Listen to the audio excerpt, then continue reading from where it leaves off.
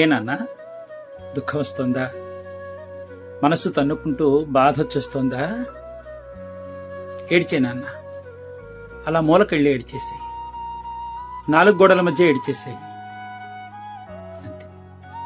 నువ్వు కావాలనుకునేటటువంటి వాడి దగ్గర నువ్వు ఏడిచావనుకున్నా ఆ ఏడుపుకు గుర్తింపు ఉండదు, ఓదార్పు ఉండదు, ఊరట ఉండదు. పైగా పుండ మీద కారం జల్లినట్టుగా నువ్వు ఏడుస్తుంటే ఇంకా ఏడిపిస్తారన్నమాట. చౌకబారుగా చూస్తారు, చులకనగా చూస్తారు, హేళన చేస్తారు, నలుగురికి వెల్లడి చేస్తారన్నమాట.